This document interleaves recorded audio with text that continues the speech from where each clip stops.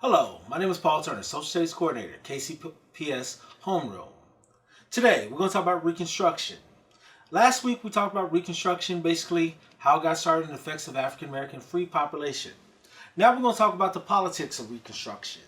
We're going to bring up certain legal and constitutional issues that arose from basically the Civil War.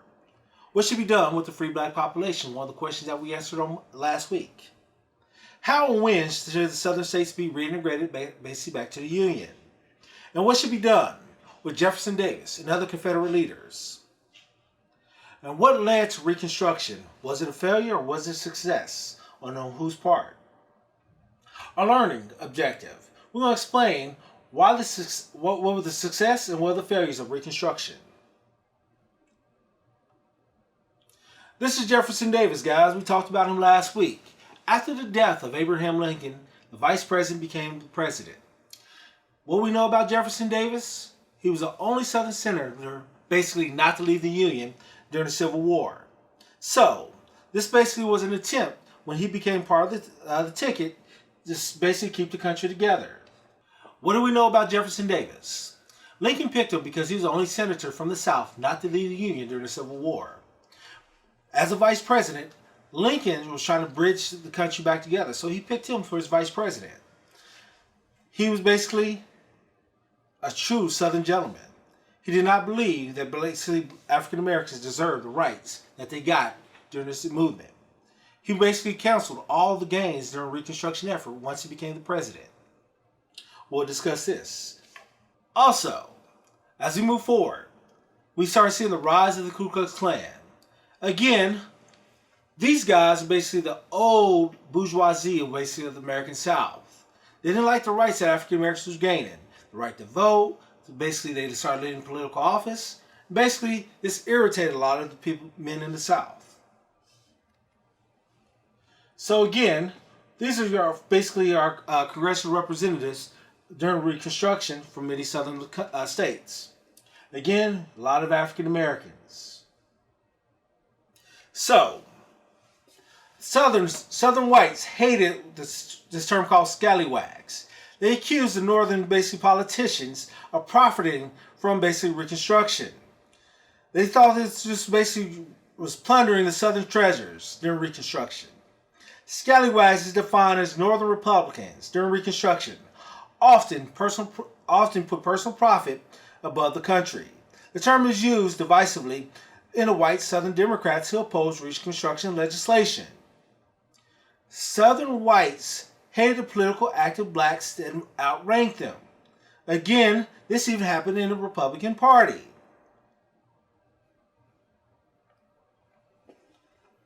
As you can see, this is an old political cartoon where you see the treasures, basically of a scallywag and basically a carpetbagger stealing from the South. Carpetbaggers, basically, this is a person from the North seeking power and wealth in a war-torn South. You remember, after the Civil War, the South's economy was basically devastated. Cotton was basically at the bottom because now European powers started going to Egyptian cotton, which is softer and feels better on your skin compared to American cotton. And you see these people who are basically rise of the KKK. They basically started seeing people from Ohio, people from New York as basically the enemies of the American South. So let's talk about the KKK.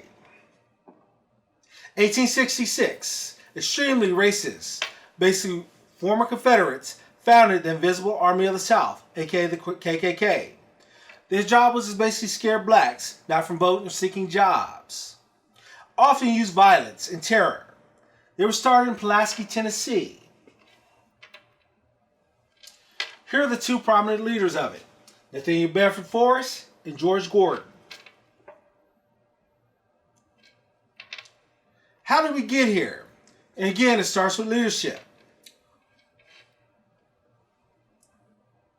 You have many people basically exposing these thoughts and these ideas of the Ku Klux Klan. How do we get here again? It starts with leadership. Andrew Johnson came from a very humble background. This is basically his house that he grew up in. Very small, right? He wasn't these elite politicians basically that you saw from Virginia. You know, he wasn't his elite politician that you saw from New York. He comes from a small cabin, right? This is where he was born. This is where he was raised. A very humble background. He served many years in Congress. Again, he was the only Southerner not to leave Congress during succession. So, this basically helped him gain part of the ticket when he ran with Abraham Lincoln in his last term. When Lincoln was killed, he ascended to become the President of the United States. A quote, "The better class of them, meaning blacks, will go to work and sustain themselves, and the class ought to be allowed to vote, on the grounds that the loyal Negro is more worthy than a disloyal white man." So he was spending his thoughts of basically why blacks should have the right to vote with the 13th Amendment. He supported states' rights and a strict interpretation of the Constitution. He believed that the Constitution should be the law of the land and shouldn't evolve over time.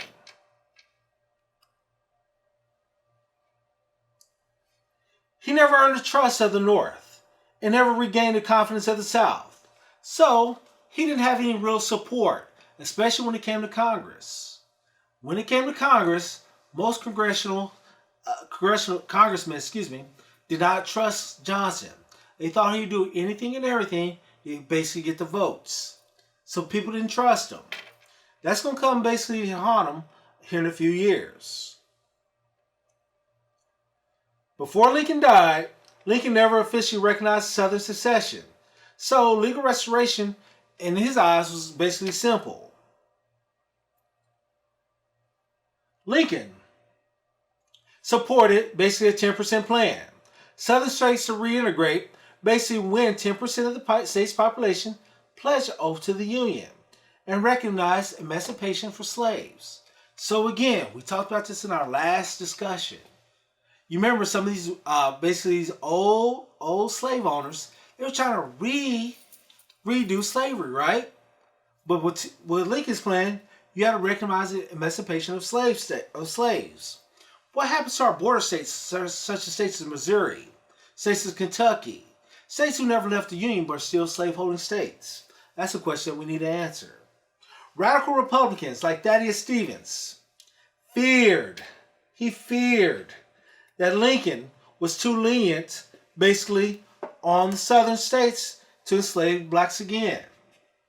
So again, these are our states, our border states, slaveholding states that never left. These are our states that basically were slaveholding states that basically left the Union. Thaddeus Stevens, here's the man. He said that this plan was too lenient and basically will force bondage back on the free African population. So, he came up with a compromise in Congress, the Wade-Davis bill. He demanded 50% rather than 10%. Lincoln vetoed that bill before he died. When Johnson took over, he supported Lincoln's moderate policies. Again, Congress did not trust him. 1865, President Johnson declared the South satisfied all conditions so they could come back into the Union. Again, a Southern man, basically with Southern ideas.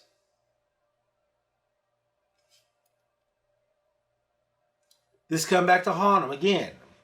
He repeatedly vetoed Republican-supported bills of extensions of the Freedom Bureau, the Civil Rights Bill, ending the black codes in the South.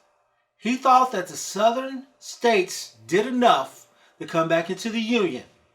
Again, the black codes were a precursor to Jim Crow laws that lasted all the way to the 1960s. Johnson began a series of roundtables, of speeches, hoping to reduce the numbers of Republican victors in the upcoming election. But this was a mistake. Johnson was often heckled by an audience.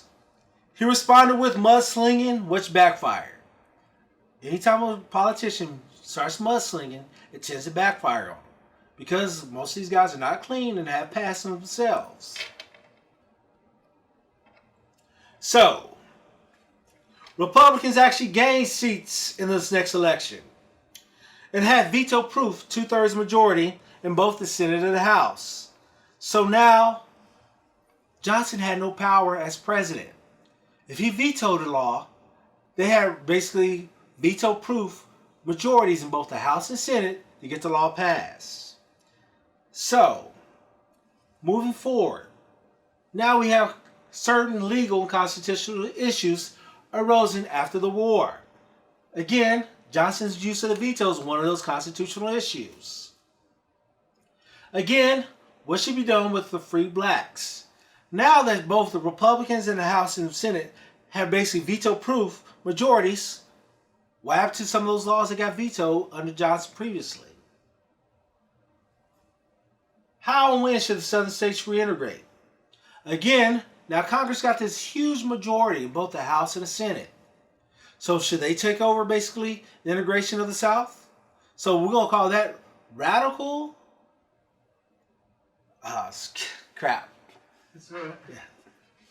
Let's go back there. All right. I'll start asking these questions again. All right, yep. All right, here we go. 3, 2. Now we have certain constitutional and legal issues started rising after the war. Now we're doing Reconstruction. Now we're starting to do Johnson's use of the veto.